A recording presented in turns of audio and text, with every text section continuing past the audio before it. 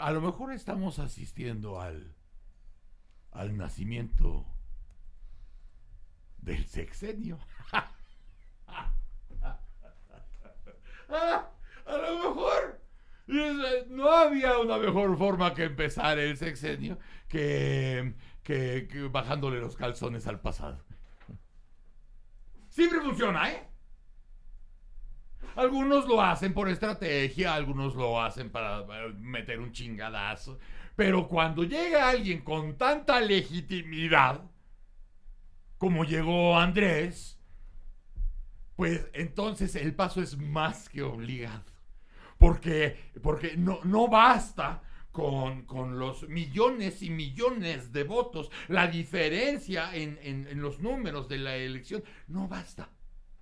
No basta porque tienes que hacer física, espiritual y políticamente una frontera entre una parte de la historia y la parte que te corresponde. Y no es nada más decir, a partir de aquí, no, es a partir de la administración pasada. Estamos asistiendo a ese momento. Ya platicamos ya hemos platicado algunos flancos, algunos lados de esa trama, pero no queremos perder otra, que es la investigación periodística. Acuérdense ustedes que en este asunto, como en otros muchos, donde ha salido a la luz la corruptela o las cadenas de corrupción que han manejado este país por décadas, las investigaciones periodísticas son importantísimas, ¿no? Voy a hablar con Raúl Olmos, periodista. Acuérdense ustedes que hemos platicado con él desde Mexicanos contra la Corrupción y la Impunidad. Él es periodista desde el 88, ya ganó el Premio Nacional de Periodismo. Él sí ganó el Premio Nacional de Periodismo 2009.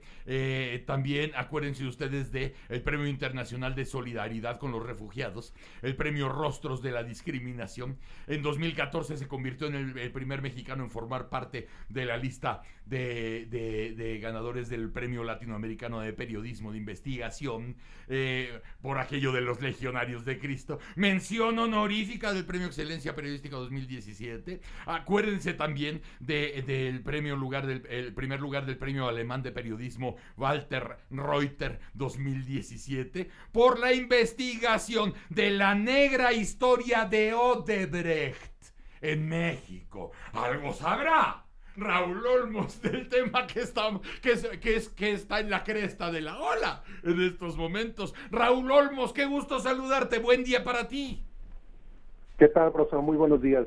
Muy buenos días, Raúl. Dentro de las investigaciones periodísticas, dentro de los datos que quedan con constancia, las casas de este señor Lozoya ayer salieron a ser parte de la noticia, pero no parte de la historia, porque mucha gente como tú ya sabía desde antes de esas casas que de pronto fueron sorpresa para muchos ayer.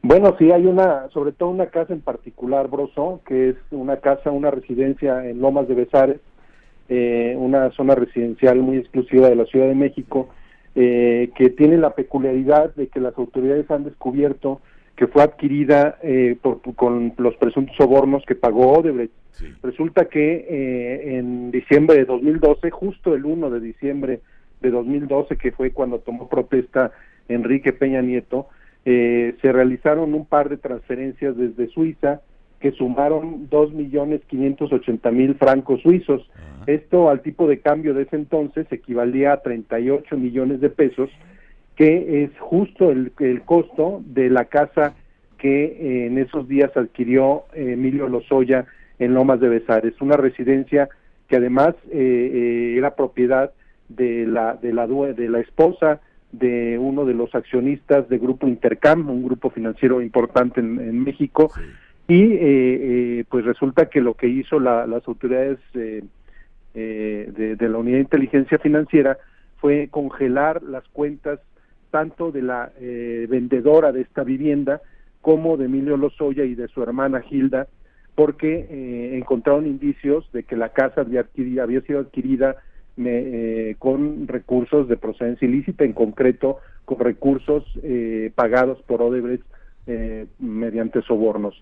Esto es relevante porque lo que estaría mostrando o le estaría dando indicios a la autoridad es que no solamente se castigaría o se iría contra Lozoya por presunto cohecho, sino que además se le estaría acusando de defraudación fiscal, porque estos recursos al parecer no los declaró necesariamente, y además se le estaría señalando por presunto lavado de dinero, porque el dinero transitó por un par de cuentas y vino a dar para la compra de una vivienda. Recordarás, bueno, el hecho de que una forma de operar muy común para el lavado de dinero es a través de la compra de activos, en concreto de inmuebles. Entonces, de esa forma, pues se lava de alguna forma el origen del dinero, se va dispersando, se va diluyendo, y es el caso que está documentando la autoridad. Por eso, en la organización hemos dicho que esta casa es clave para entender la trama de corrupción de Odebrecht, porque por un lado podría explicar cómo fue el movimiento de los sobornos, cómo fue transitando desde la isla de Antigua, donde Odebrecht tenía un banco, que era el que era utilizado para pagar los sobornos. Ese dinero salió de ese banco de Antigua, fue a dar a cuentas en Suiza que estaban a nombre de un par de empresas offshore instaladas en las Islas Vírgenes, y al hacer las pesquisas se encontró que los beneficiarios eran, según las autoridades, Hilda, la hermana de Emilio Lozoya, y el propio Emilio Lozoya.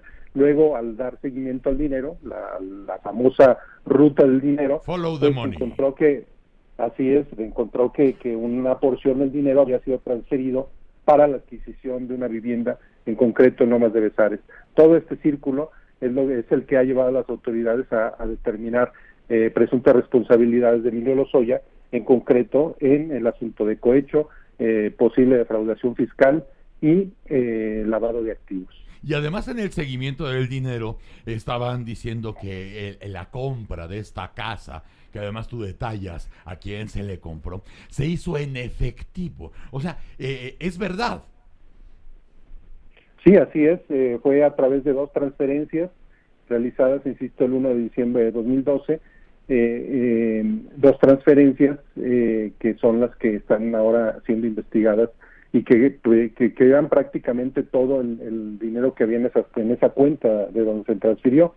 La cuenta la dejó prácticamente vacía para hacer este pago, ¿no? Sí, pido tu confirmación de ese dato, porque además en la administración pasada, como está concatenada la cadena de poderes y de intereses, nadie iba a hacer ruido ni pancho alguno porque compres una casa con 38 millones de pesos en efectivo, cuando sabes perfectamente que esa clase política, siempre para mostrar poder y cuidado, siempre un secretario potente, un político importante, siempre tiene en la cajuela 3, 4 millones de pesos de efectivo, por si las boleadas o por los antojos, ¿no?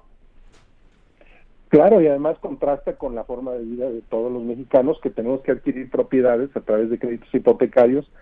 Hacerlo en efectivo es pues prácticamente imposible, y esta peculiaridad de la operación pues despierta sospechas de dónde salen tanta cantidad, 38 millones de pesos, para hacer el pago de una residencia, ¿no?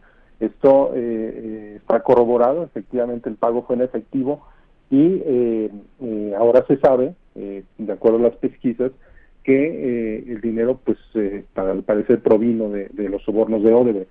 Llevamos, todos los que estamos aquí presentes, te incluyo, muchos años de ser mexicanos. Estoy seguro que también ya viste la serie del Mecanismo, que también hemos platicado aquí en este programa. Y además, por si fuera poco, nada más por tu investigación de Odebrecht en México, ya ganaste el Walter Reuter 2017. Entonces, es casi una obligación preguntarte, ¿cómo ha iniciado la pesquisa ahora que nos estamos enterando en este instante que el juez español ya ordenó prisión preventiva para Alonso Ancira, dueño de Altos Hornos de México, quien se negó a ser extraditado, cuando sabemos esta misma mañana que el abogado estrella de Emilio Lozoya está diciendo, bueno, pues yo diría que llamen a comparecer a Enrique Peña Nieto, ¿verdad? O sea, es lo que yo recomendaría. Todo esto, con tu experiencia, con tu estudio, es el principio de este asunto.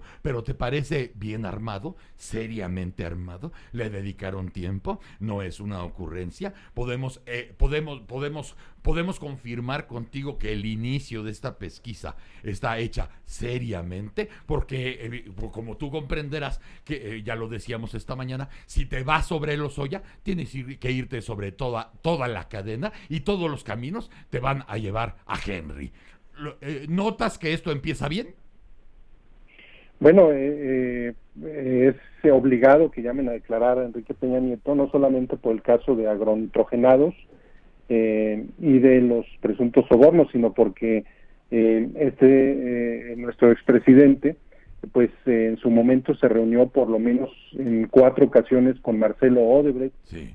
Cuando era gobernador, luego cuando ya se perfilaba como candidato a la presidencia de la República, se volvió a reunir con él cuando ya era presidente electo y lo recibió en la residencia oficial de Los Pinos en octubre de 2013 ya como mandatario. Es decir, una serie de reuniones que, conociendo los antecedentes de otros países, Marcelo Odebrecht no solía reunirse con mandatarios solamente por cortesía, regularmente era para negociar beneficios para su empresa. Entonces, Peña Nieto tendría que explicar qué acuerdos logró o tuvo con este personaje, que es el mayor corruptor en Latinoamérica, que corrompió presidentes, corrompió ministros, y que él mismo ha confesado que armó deliberadamente toda una estructura para el pago de sobornos, que incluso contó con al menos 20 empresas offshore para ocultar el pago de estos sobornos, y incluso con un banco que era el banco de los sobornos, a través del cual se canalizaban y se ocultaban estos pagos. Entonces, me parece que los pasos que se están dando pues van a conducir necesariamente, si hay la voluntad política de hacerlo, a llamar a cuentas al exmandatario, a pedirle que informe por qué se hicieron ventas, se hicieron más bien adquisiciones en condiciones tan desventajosas para el patrimonio nacional, en la adquisición de plantas como Fertimex, pues, sí, y como agronitrogenados, que es el asunto que está involucrando al señor Ancira de Altos Hornos de México. Son una serie de operaciones que se realizaron durante el gobierno de Peña Nieto, que le causaron un grave daño al patrimonio nacional.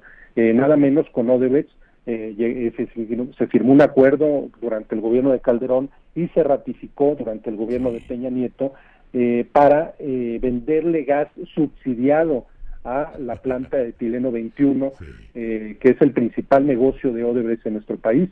Esto le ha provocado pérdidas multimillonarias a Pemex, porque resulta que le vende el gas a un costo inferior, a un precio inferior de su costo de producción, es decir, estamos subsidiando el negocio a la filial petroquímica de Odebrecht, y esto pues tiene que ser sancionado en el caso de los funcionarios responsables de haber avalado estas operaciones, ¿no?